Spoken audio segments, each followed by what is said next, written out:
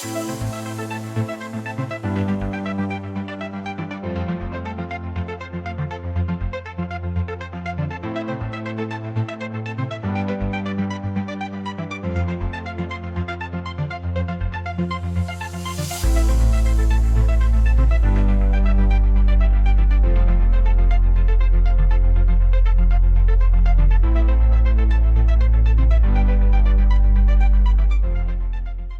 everybody, and today we're going to be talking about what we need to have done leading up to the road to the sale. Now, for some of us that have been in the business a while, a lot of this might come off as, well, it's kind of 101. But the deal is this: if you have followed me for, let's say, on the podcast, the audio podcast, because it's been around about 2 months longer, you're going to notice that I look at the world very differently.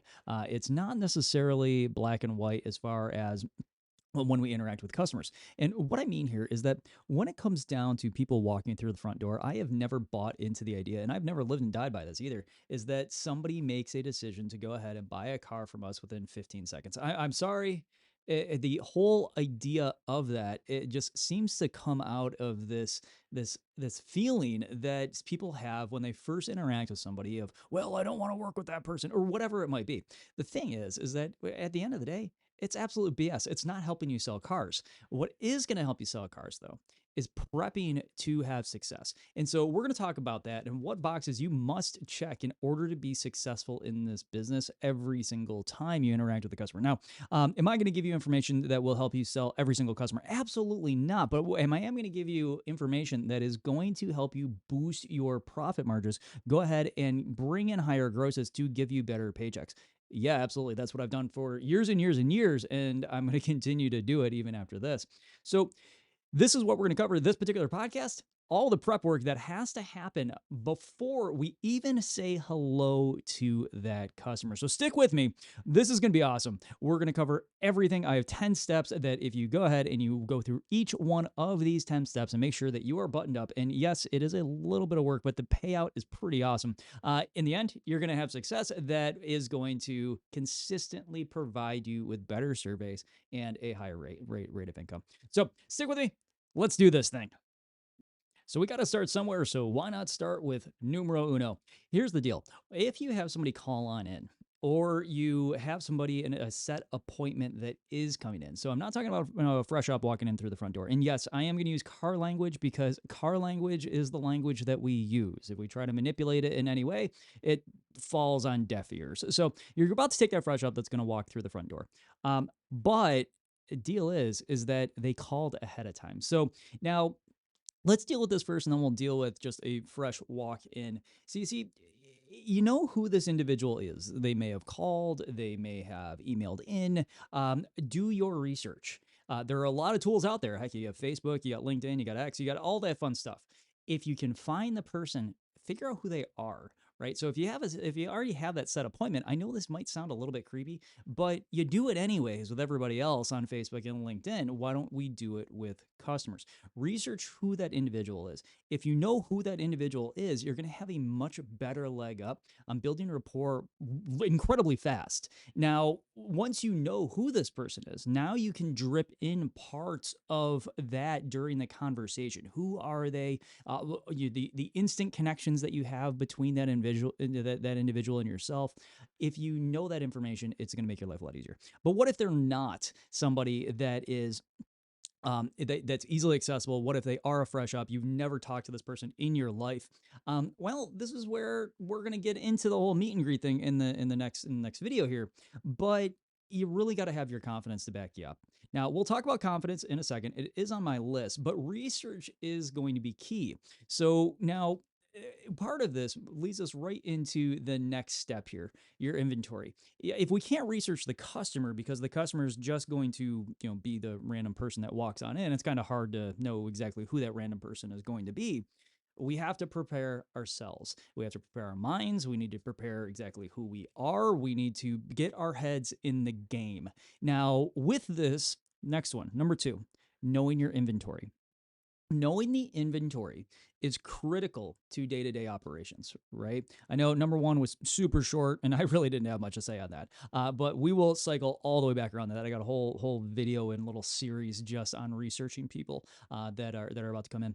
But when we start to take a look at inventory, number two, inventory is different at every single store, and this is kind of the beautiful part about car sales per se, is that not everybody's going to have exactly the same thing. Now, yes, if you're selling new, of course, if the dealer down the street has it, and you have it, and you're both the same badge, well, more than likely you bought it for the same price and you can do the same deal.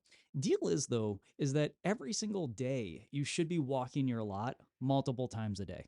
There's no exception to this, right? We're not a Best Buy. We're not, an old school Circuit City. We're not even your grocery store.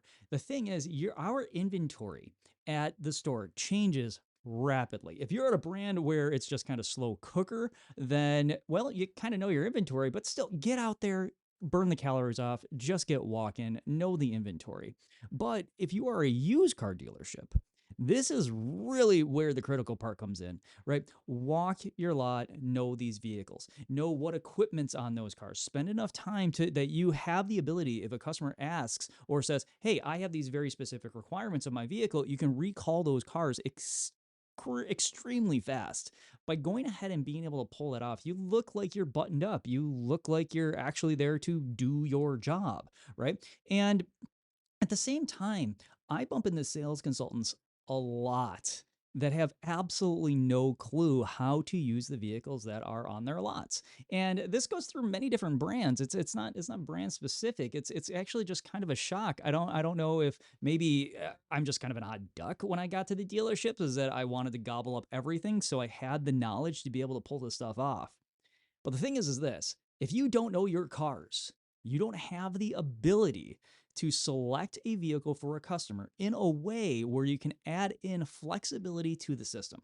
Meaning that if the customer's research, let's say, the most fully loaded thing that's out there, well, if you know that that's not necessarily what the customer needs based on the wants that they've told you, well, you need to know what you can switch them to pretty quick, right? So walk your lot every single day. Know what cars you have, know approximately what colors they are, know the packages that are on them, know the prices if they're new, know where the inexpensive one is, because that's the first one that you're probably going to grab the key to start showing a customer the vehicle. In addition to that, what the most expensive ones are.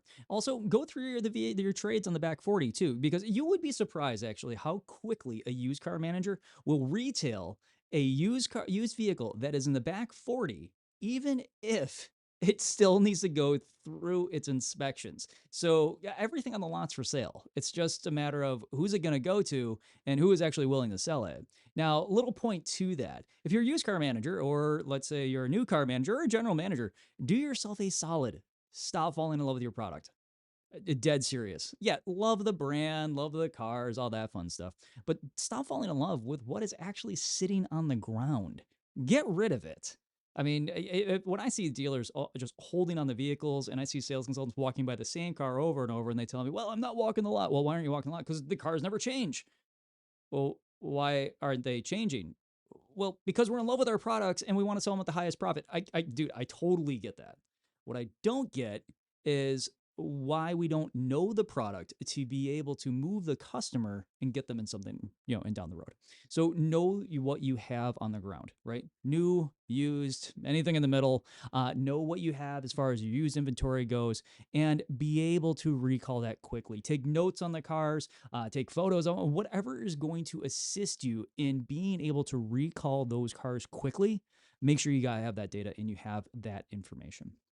All right, next up, number three, prepare your workspace. The workspace and where you're going to sit your customer down, that's your home. I commonly ask groups of people when I'm in large groups, and I'll say, "Hey, where do you spend the vast majority of your waking hours?" It's a depressing question, but it is the truth. It's just what we selected to do in life has led to the fact that we have to spend all of our waking hours here at the store. Now, being here at the store isn't the worst thing in the world, but we should have some very, I guess, generalized rules. And I'm going to go over the whole familial environment of a dealership later on. But your workplace, where you are going to sit down with the customer, is mission critical that this place is buttoned up. Now, if you take a look at my desk at home where I am here recording, it is an absolute disaster zone, but I'm not going to have clients here. That's the thing. Your desk at home and your desk at work should either be spotless and clean in both areas, or you should leave the dumpster fire at the house. You see, when a customer comes in and they sit down, they don't want to sit down next to the McDonald's bag that's still sitting in your garbage can. I'm sorry, they just don't. Take it and empty it. Right? That environment is supposed to be top notch. Now, you might be thinking to yourself, well, I'm not going to empty out my trash can every single time. We hire somebody to do that at night. Well, hold on, because that's where you spend the vast majority of your waking hours. We just talked about that. Because of that, when the customer comes on in, they need to feel like they are entering into your home. It needs to be that inviting. So clean up your workspace, right? Get it all out of the way. Now, one of the things that you'll hear me say an awful lot is take the keyboard and get rid of it. Right. And quite literally, take that thing and don't throw it in the trash, but take that thing, slide it to the side. When you're working with customers, there is absolutely no good reason on this planet to go ahead and be typing. There's not. We still have pen, we still have paper. Bust that thing out, start writing down all the information that you might be needing. Using a keyboard and using your CRM while you are sitting there working with the customer is incredibly unprofessional, right? It's almost to the point of embarrassing. If I sit down in front of you and you sit there and you're playing with your phone, you're playing with your keyboard, you're doing anything else but paying attention to me, the customer, I could care less about you. I'm going somewhere else. I'm sorry. It's just you're not giving me the respect that I have due. So clean the desk off, get yourself a notepad. Right, the big yellow sheet and notepad. Those were great. People love those. Or if it's just like a simple little, it fits in my back pocket kind of thing. Do not use your cell phone for this one. Again, we're back to the whole idea of sitting down and talking with somebody or playing with a cell phone. Now, from the customer's perspective, whatever you're playing with your cell phone, it is what it is. A little trick with this one: hand them a piece of paper and a pen, and they put the cell phone down. Because the customer knows this is information gathering time. But again, I'll have a whole another video on the whole meet and greet area and the council and the needs assessment, counsel and qualify, whatever we're going to call it this week. But the thing with this is that if the customer sees that, oh, hey, you're a slob, how are they going to feel that you're going to deal with their deal, right? Or if they come in and see that everything's buttoned up, they won't think twice unless they were with another sales consultant and their desks were absolutely horrible. Also, take a look around your workstation. Are the photos appropriate? Are the things that you have on your desk appropriate? Are they understandable for the average person that's going to be coming in? Now, just like the next person, I love to have things like, here's all my Legos, here's all my Star Wars stuff. That's awesome. It creates instant common ground. Just don't overdo it, right? Because when people come in, you might have a customer that I know I'm going to stretch this out of proportion a little bit, but let's say you have a customer that sits down in front of you and they're hardcore like Star Trekky, right? Obviously, you don't want to offend or start an argument or anything along those lines. But moral of the story is this: don't overdo it with the toys. Don't overdo it with the weird cartoony things.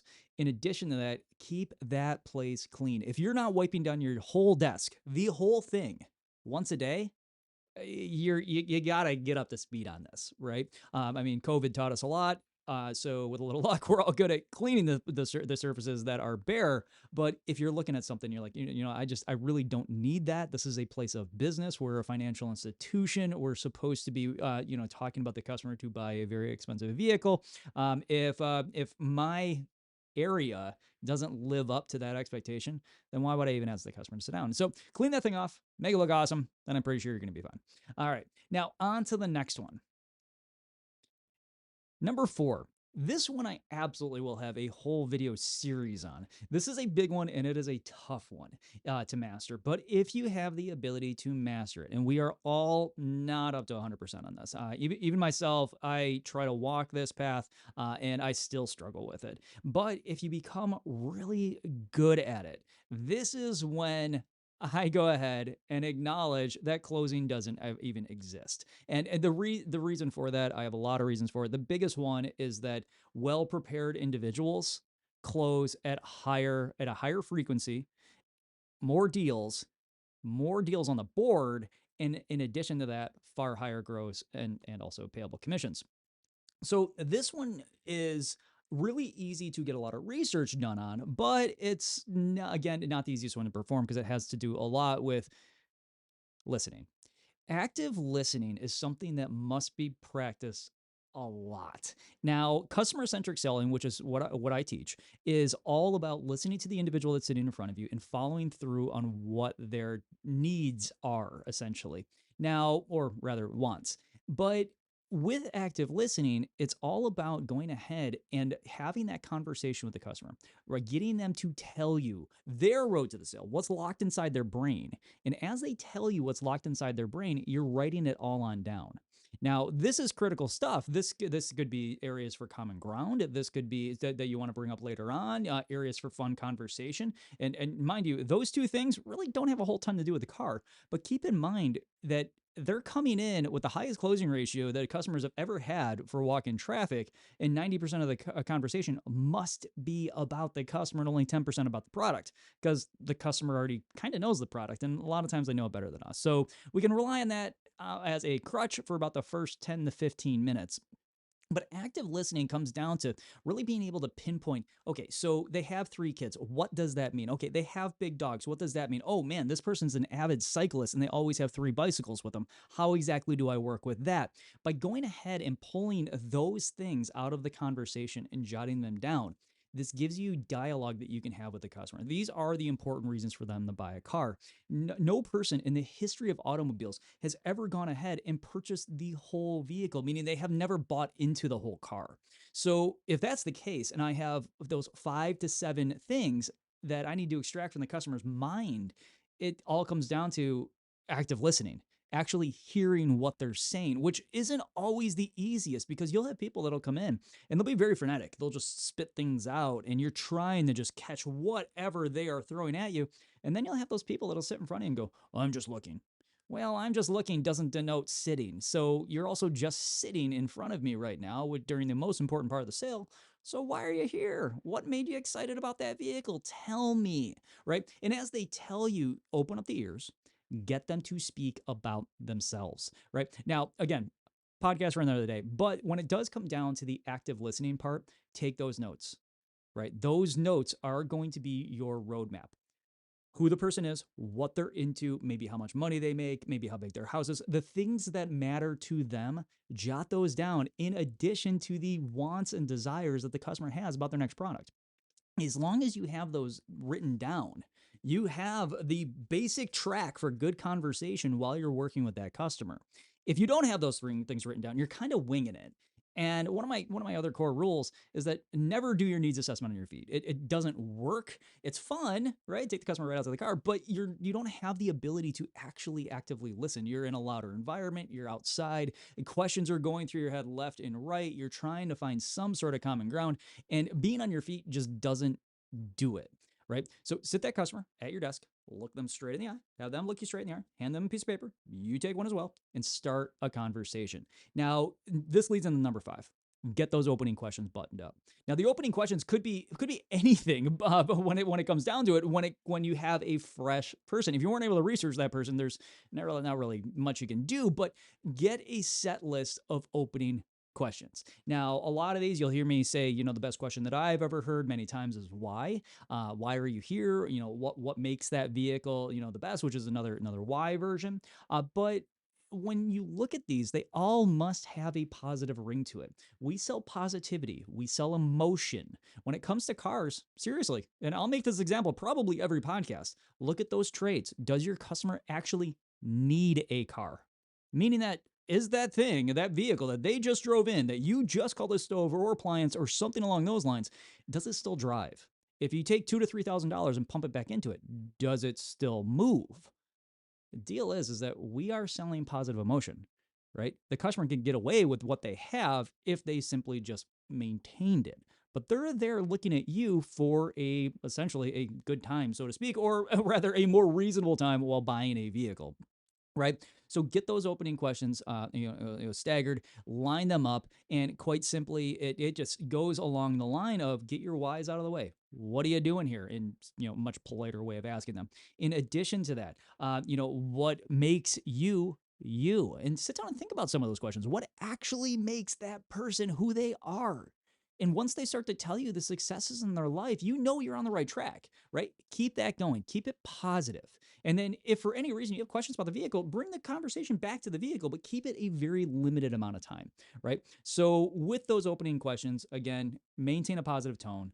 Keep the interactions going on a positive stream, and then with those, welcome the customer in a way that is more along the lines of, "Hey, welcome to our dealership. Welcome to our home. This is where me and my buddies live, and we're here to go ahead and sell you something." And now, rule number one, I'm here to go ahead and counsel you to assist you in buying a car. And I do work on commission. And you know what? It's awesome, right? Unlike the people, let's say, over at your big box store over there with a big blue tag on it that's come over to you every time and go, "Well, we don't work on commission." Why? Go work at a store where you work on commission and actually make some money. But, anyways, I digress. Deal is, get those questions buttoned up. Now, on to number 6. With number 6, this one is very generalized, but it is something that we do need to lean back on every so often, even if you are somebody that has been in this business for ever. This is an area that I have even spent a lot of time in the past few years just kind of going back to the basics. Review your sales techniques. And sales techniques are slightly different to every single individual, and you discover more of these as time progresses. It's not an instant like, "Oh, hey, here's how I sell." No, everybody has a slightly different way of coming off, a slightly different way of talking to people, and you eventually will become comfortable with your own particular way. But if you have been in this business a while, review those techniques. Go ahead and audit yourself real quick. Are you somebody that you would want to deal with? If not, it's time for an update, right? But if you are somebody that you want to deal with, it's time to polish up a little bit, right? So look at those things, right? Look at those sales techniques that you would use, and what's effective, what's not effective, what pisses customers off, what allows for instant success, right? What opens up new doors for conversation that you've had great consistent luck with, right? So with these things, prep yourself in any way that you can to allow the conversation to move smoothly. And that's what we're aiming at here is again, we're offering up the customer a good conversation, an educational experience, and for us, and being able to simply go ahead and find the vehicle that works best for them. But our sales techniques also sometimes get in the way. So really do audit yourself. Look deeply on, hey, I do this. Is it actually working? Right? I do this particular task, and then in the end, I battle with the customer over price. Right? So what is causing that? Right? What's causing the angst? Anywhere that you feel, a bunch of anxiety tends to boil up in the process, figure out why. Because I can tell you this: you sell cars every single day. Your customer buys one every 3 to 5 years, let's say. That tells me you're the pro. It tells me that it's not the customer's fault that all of a sudden the price went sky high in the end, your commission dropped through the floor. It all comes back to us. All right. Don't blame your manager, right? Your manager's got their job. They got to roll the metal. And if they gut the deal on the TO, that's your own fault because you got them on the wrong car, right? But look at what you do day to day. Again, back to the whole audit yourself. Look internally, look in the mirror. Hey, what do I got to do to brush up here? Right? If my walkarounds are failing me, if the customers are confused at the end of it, maybe I really got to limit a couple things, right? Maybe I'm saying too much.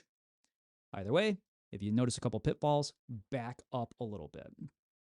This should quite honestly be a 1 plus, right? I mean, like number 1 position plus. But for number 7, this is set goals.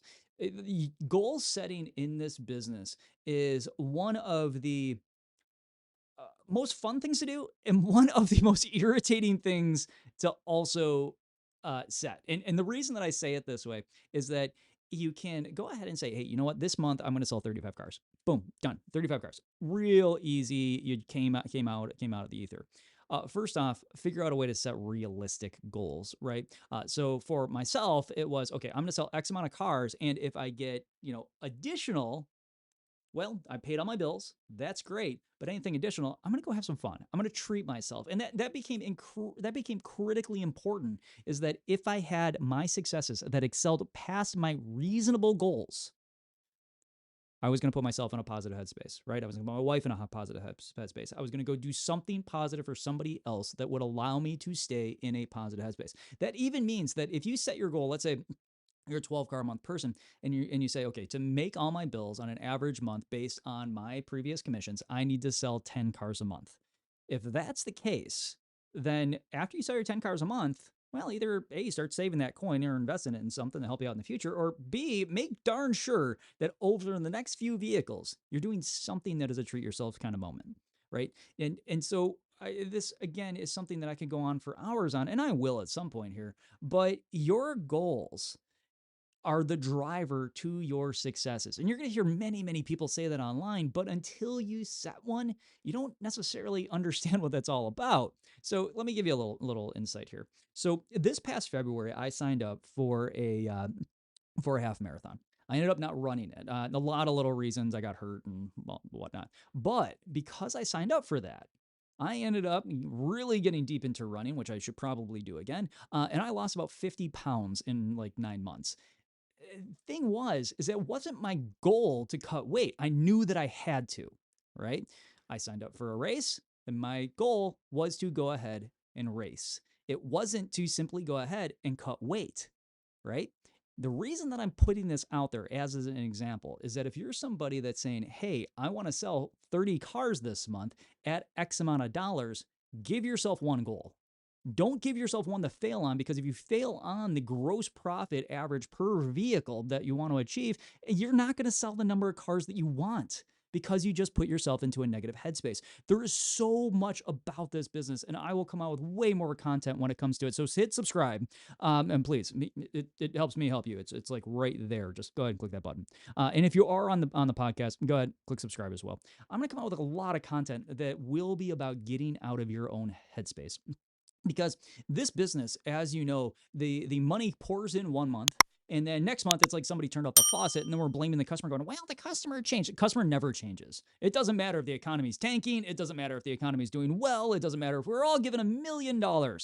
The customer never changes, right? If you got $1 million burned a hole in your back pocket and you come on in to buy a $30,000 car, you're still going to argue with me at negotiation over $50. It's just what's going to happen. This is called being prepared, right? To expect these things, right? The customers never actually change. Everybody's an individual, right? They're all slightly different. And that's one of the cool things about this business. But set those goals and give yourself one target to set. That way you can orient yourself like a missile and just smash that target, right? So if you're saying, well, I want to make sure that each vehicle is going to be at least $1,000 a copy with, let's say, 15 cars that I want to sell. If you don't sell the 15 cars, cool, you may have made a boatload of cash here, but if your bonus program's built on the fact that, hey, I got to sell more product to make more money, then this really didn't matter very much as far as hitting all those high grossing deals. So yeah, it helped. It just didn't help the way that you wanted to. You're going to feel deflated because you didn't hit your month end goal. Going into the next month, your sales are going to dive. And that's just what happens. And so we got to get out of that, right? Give yourself one goal, right? Either A, start bumping your profits, or B, set yourself a unit goal, right? The unit goals are always going to be a little bit easier. And the reason that unit goals are typically a little bit easier to hit is that they're a little bit easier also to maintain. When it comes down to profit goals, this is when you have to go ahead and take a look at your lot, right? Back to the whole walking the lot daily thing. Know which vehicles are going to be those high profit cars. And then once you have a customer coming on in, walk them over to the high profit car and sell the life out of it. Sell those 5 to 7 things and about how that vehicle could be the best for the customer. But that takes a lot of work. If you're going to start off in this business, hit the unit goal first, right? Set a goal that is realistic, right? That way, if you're like, well, I'm going to sell 50 cars this month, if you sell 45, you're going to be deflated, right? If you sell 15, you're going to feel super crappy, right? Set yourself a realistic goal. 15 cars this month, my goal is 12, right? As I hit that 12 car, cool. Here's my new goal. My unit bonus, I hit 5, 7 cars later, whatever it might be, right? After you hit the first goal, start working on your next one, right? So as far as setting goals, that's how I feel about them. Get one goal set up, take it on a sticky note, whatever it might be. If let's say it's 25 cars you want to sell this month, put it on a big sticky note. Just write 25 in Sharpie marker and just slap it on whatever you have in your office where you can always look at that thing, right? And then track it. right? How many cars am I selling per day? How many cars am I selling per week? Am I on track? What do I need to do? Do I need to push myself harder? Do I need to call more people? Whatever it might be. But goals are going to be the driver that makes you successful in this business. It's just welcome to car sales. That's just how it works. So, on to number 8. Number 8 is kind of an interesting one. Number 8 is all about nonverbal communication. So practice it. And by what I mean by this is practice understanding yourself when it comes to nonverbal communication. If you notice that you might make a face, or your friends point out an awful lot that you might look like you're down, or you have something on your mind, um, is figure out how to go ahead and control this thing, right? Your face itself, right? How you stand, how you shake somebody's hand, right? When it comes to nonverbal communication, everything is built into this, which is crazy. When you really look at how we talk to each other and how we communicate with each other, nonverbal communication is a huge thing. So this comes down to the fact that if you don't hold yourself up in a correct way, right? If you don't, let's say you slouch over all the time, you always make yourself look really tiny, you exude a lack of confidence, and this is something that many people don't want to work with, right? So if I'm walking into a showroom to legitimately buy a vehicle, I'm not going to go to the least confident person there, right? And the reason being is that I don't want to be around that. And customers are the same way. Keep in mind, the number one reason that customers buy or don't buy is whether they like the salesperson. Yeah, you heard me right. It's on every single study pretty much that has ever been written down about why people buy cars. It's whether they, uh, honest to gosh, they like you, right? So if nonverbal communication plays such a big role into everyday communication, then we have to understand that if I'm having facial expressions that are darn near argumentative, then I'm going to have a customer on the other side of the table that is going to start poking the bear, right? And this is just what people do, right? It's like a human thing, right? How much can I get somebody ratcheted up? But if you, let's say the customer says something that doesn't agree with your political affiliations, that doesn't agree with your religion, it doesn't agree with whatever you feel drives your life day to day. Let me fill you in on something really quick.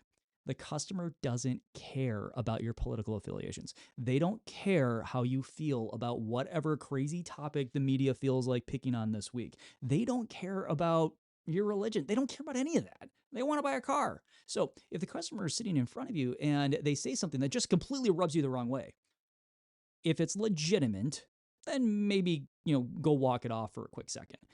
But if it's something that is just, they said something about, whoever is going to be running in the next election, whatever. I'm here to sell you a car. I'm not here to express to you some sort of, a stump that I'm going to crawl up on and start preaching to you about some sort of political thing. It's not a place. Your place of work is your place to sell, your place to make people happy, motivated people spend more money. If they only want to talk politics, fine. For that stint that you're working with them, you're agreeable. Okay, don't lie to them, right? I'm not going down the road of saying, hey, you know what? If that person is going on ranging on about that particular person and all the great and terrible things that they've done, and they are 100% all about them, but you are not, don't make yourself out to be somebody that you aren't. Just steer the conversation in a different direction. Now, if the customer's stuck on, let's say, religion, political affiliations, whatever it might be, and it's still just rubbing you the wrong way, learn how to push that down, right? Learn how to dig deep, still put a smile on your face, right? Because this is the customer's experience. It doesn't matter what you are experiencing in this situation. Keep in mind, yeah, you gotta find a way to keep it fun. So keep trying to direct the conversation maybe in another way. But if that's all the customer wants to talk about, then so be it, right? If you want to sit there and talk politics the whole time while I'm trying to sell you a car, I'm going to dig out everything that I can out of this conversation to find the equipment that I need to show you on that vehicle to make you understand that this is the best possible vehicle for your needs still. But make sure you maintain your residence, right? Make sure you maintain your body language, your posture, your face, how you are presented. This is one of the very many reasons that I go ahead and tell you, all of you, first thing in the morning, get up, iron your clothes, get up, put on the proper stuff. If you're coming to work and I know this is slightly outside of nonverbal communication, but it still plays a major role into it. If you get up and you made it look like you didn't care and you walked into work, customer's not going to care about you. It's pretty simple. You're going to have an uphill battle building rapport. Now, with this, watch the successful people on your showroom floor.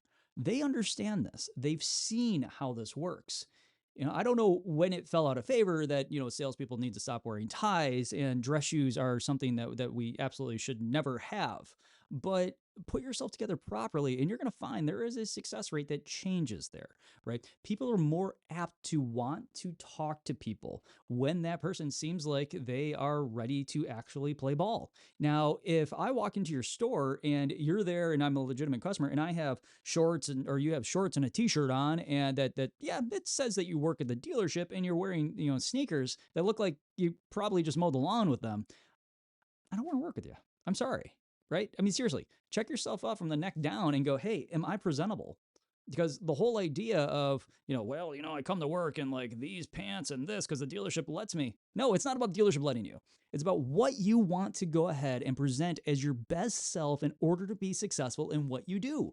If you can't figure that out, then you got to take a step back, open up a magazine, right?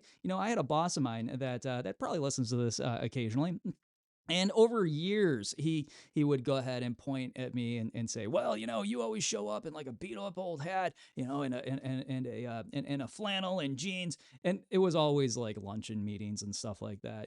Stuff that really didn't play a huge role. But he had a point: is that I speak from up here when it comes to a lot of this stuff, but I was dressing down here even in public around my coworkers, and I had to be a leader. Thing was is that he said, hey, change the outfit, change your hat, change what you do, right? Change your look. And I did, and instantly I started to see a lot of changes in my own team. But we need to understand that the customer sees this as well. Now, the whole idea of, well, I don't want to look like a used car salesman, so don't. Go out, buy yourself some new clothes. I mean, seriously, the tailors that are out today, the way that clothes are cut is entirely different. Heck, I'm sitting here in my home, in my office, and I'm actually wearing dress pants right now. Why? Because they're a whole lot more comfortable than a lot of the other stuff that I wear. Also, feels pretty good when I wear them. But the deal is that if you can't present yourself properly, other people aren't going to go ahead and want to work with you. Now, this reigns into the whole, well, people, make their decision in the first, 20 seconds or so to buy a car. No, but they're judging you. They are absolutely judging you. So put that best foot forward. Make yourself look like the pro. Make yourself, dress better than everybody else on the showroom floor. Invest in that. Right? There is a very strong correlation between the amount of money that you invest in quality clothing. It costs 3 times as much, and it also lasts about 3 times as long, right? And then on the other end of that, if you buy crappy clothes that are really cheap, they don't seem to last very long. So get up every morning, get yourself dressed, put yourself together. You are going to battle today, and you are going to have one heck of a fun time doing it, and you're going to make somebody else's life awesome. So as far as that goes, nonverbal communication. Get the face right, get your attitude right as far as what you are projecting nonverbally, get your dress right so you can actually play the part and build trust quickly with the customer. All right, now on to number 9. All right, so anticipating common questions is number 9. We can create a long list of common questions that customers will ask us. I'm only going to throw 2 out there for sake of time, and I don't want this thing to be an hour and a half. So when it comes to common questions, the 2 most common ones that we get are, what's my payment going to be and what's my interest rate? Neither one of those we really know until we have a product, right? But it's really hard to be able to get the customer to understand that I can't give you your interest rate until I have the amount of the loan. And also, I'm the person that sells the cars. Over there, in that glass room over there, that is the person that's going to get your interest rate. Well, can I talk to them first? No, because we have to find a product. So we're going to start there. With common questions, be able to get those answers and then watch the customer's nonverbal cues. So back to number 8 a little bit, but more on the customer's. Watch the customer's nonverbal cues for your responses. If those responses are coming off as something that the customer just isn't jiving with, then maybe find more positive ways to go ahead and talk about those things. But the common questions, things like interest rate, things like payment, things like, inventory, these are things that we should all just simply know. Keep in mind that if it was a poker game and we had things that we were hiding, The customer's coming in looking for help. They don't quite know that yet, right? They're coming in protecting their anxieties most of the time right off the bat. But by protecting their anxieties, they're sitting there with their cards very, very close, right? You can't see what exactly they're looking at here. But on our end, consider something. What cards are you holding? There's nothing there. And because there's nothing there, we have to understand the only thing that we can do is prep. So if the customer comes in with a bunch of questions that you just simply know the answers to, cool, know what they are, and occasionally update them. By updating them, you're moving along with the times. Because I commonly say, obviously, the customers never change. And they don't, but they all change in mass at the same time, right? We're not a hive mind species, but at times we kind of all act like it. I mean, for some reason, it'll be a beautiful fall day and nobody's coming in, and then all of a sudden, it'll be a beautiful fall day the next day, and all of a sudden, everybody's coming in. No idea. It's just the nature of the beast. It's the way the wind blows. But get those common questions etched out so you can be very comfortable with what they are. Now, if you're new to this showroom floor, if you have a mentor, ask your mentor. Hey, what do people commonly ask? Or as you're sitting there on the showroom floor, listening to the other sales consultants and observe what they're doing. This is one of the most powerful ways of learning. And as you're sitting there learning what they're saying and what they are doing, jot down the common things that you hear because those things are probably going to come out of everybody's mouth. You're probably going to get tired of hearing them at some point, and you need to act excited every time you hear it because this is a special moment for that individual, right? Again, it's not about us. It's 100% about the person on the other side of the table. Now, the paycheck, of course, is about us, but we can't get that until we've gone through the part with the customer on the other side of the table, right? All right. Now, the last one, number 10, maintaining a positive attitude. This is what I drive at. This is my big thing when it comes down to it is that as sales consultants, we have the ability of being incredibly, incredibly good one month and then about as depressed as it can be the next. Right. And then the next month we figure it out because we throw off our gloves and then up next time. Maintain the positive headspace. Number 10. This one hits really deep with me because watching the effects of somebody that is enjoying buying a car and watching somebody that clearly feels that this is the most painful experience that they've ever had in their lives is evident on every single showroom floor when you start to take a look around. Buying a car can be tough. Buying a car can be really easy. Really easy car buying, though, doesn't necessarily mean the best deal. Really easy car buying means that the process itself was very bearable. And if you notice, when it's not very bearable, it's usually because your headspace was in the wrong spot. Now, with maintaining a positive headspace, this is where, and please go ahead and write this down, circle it, highlight it, whatever it should be. Your end goal from number 7, once you hit that number, should be something along the lines of I'm going to treat myself. I'm going to go out. I'm going to do something. I'm going to maintain number 10, which is a positive headspace. Now, this, whatever it might be for you, go do that as long as it's safe, right? The thing is, you want to come out the other end of this treat yourself experience in a better mental head state than you did before. You see, your pay in this business is so tumultuous when we start to take a look at how it is connected to emotion, that if your emotional state is low, your pay will be low. If your emotional state is positive and high, all of a sudden, oh, look at that, you're making a lot of money because motivated people spend more money. That's just how it is. That's the rule of business, right? People that actually want something go ahead and spend more coin on it. Now, when you're working with your customer, that's their treat their self moment. A lot of people, when they come on in and they're buying a car, this is a special moment for them. They want to walk out the other end in a positive headspace, which obviously can be a little bit of an issue sometimes. But maintain yours because this is going to be the way of you being able to offer up a better experience for that customer. See, if your headspace sucks, the customer is going to know that right there, right? Back up to the whole nonverbal cue thing with number 8, customer's going to look at you and go, dude, you're depressed, right? Or "Yeah, why do I want to deal with you?" Right? You just seem sad all the time. You seem like you don't want to even be here. And if that's the case, the customer's going to leave. And you know what? I don't necessarily blame them. Let them go ahead, go somewhere else where they can have a good time. We only get one life. So, as far as we know, so go ahead, have some fun, make it enjoyable for the customer. I'm not saying take the car and go race it around or do anything dumb. What I am saying though is that when you are working with that individual that is on the other side of the table, we're emotional antennas. They can pick up on it. We can pick up on them, right? We might not know what the situation specifically is, but if you're not coming off as being in a good headspace, a couple of things are going to happen here. First off, I don't want to work with you. Number two, if you're not coming off in a positive headspace, your gross profit's going to suck. And if you don't believe me, go look through your contracts, pull up all those pink slips, go on through them and look at all the gross profits of when you know you were in a crappy headspace. And then look at the ones of all the customers that gave you the like perfect scores on your surveys. And you're going to notice that, oh, wait, I had a good time here. I didn't know any of these people, but I had an enjoyable time. Why? Because you invested the time up front to get to know them. Topic for another day.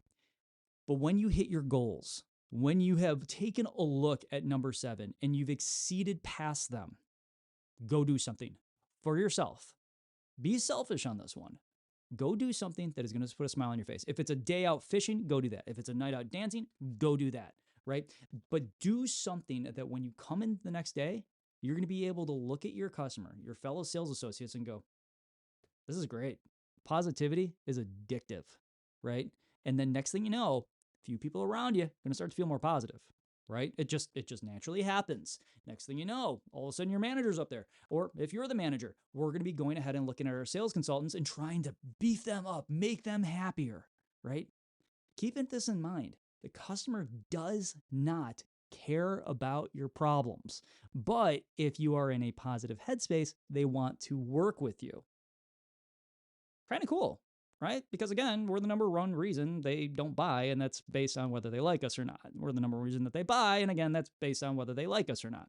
So, as far as maintaining your positive headspace, just if you're in a crappy mood, you can't get the job accomplished, you are worth less on the showroom floor than you would be if you were out repairing your own brain. Your mental stability is probably one of the actually, I could easily say it is the number one thing that will drive your money, right? If you can't get out of bed that day because depression just has you down, you got to do something else. Now, I'm not that callous when it comes to things like depression and anxiety because they are very real things and we all experience them. Heck, hop on Facebook, hop on Reddit, and go to anywhere where there's car salespeople, and you are going to see at least 2 or 3 people from that day pleading for help, like emotional help, because this business is hard. It's not easy. So when you take your licks and you've had 5 or 6 customers just beat you up and you're just having a rough day, the hell with your goal. Throw it out the window for a quick second, or at least just hit pause on it and go out and do something that puts a smile on your face. Go do something that you love to do. Go do something that you did when you were a kid that you haven't done forever. Do something that gives you that mental reset. And if you haven't clicked subscribe by now, go ahead and do that real quick for me. All right. So the next video that we're going to come out with, this is going to be on the, we're going to dive right headfirst in the road sale. So meet and greet is next, and I'm going to cover meet and greet in the same way that I did here. There's going to be a lot of reasoning behind it, why we do what we do during the meet and greet, where our successes can be, where our failures can be. Now, in addition to that, my email is now working, andrew@autonerd.com. Keep in mind that is AUTOKNERD, like the nerd that comes around that fixes your computer, right? And the K stands for, well, knight, but your savior, so to speak. But the deal is that with the future content coming out, it's all going to be stuff that you can instantly use right then and there. Now, in addition to that, obviously, if you are watching me here, but let's say you being in the car is going to be a little bit easier for you, there is the podcast. You can find it pretty much wherever podcasts are down, or you're able to download one. In addition to that, if you're listening to this on the podcast, there's also a YouTube channel. So you can head on over to YouTube, type in AutoKnerd, AUTOKNERD, and you'll see my bald head yakking away. As far as that goes, though, happy selling out there. Make somebody happy. You're going to see the impact instantly. In addition to that, click the subscribe button, click the bell right next to it. But ultimately, in the end, happy selling and go crush it. I'll talk to you next week.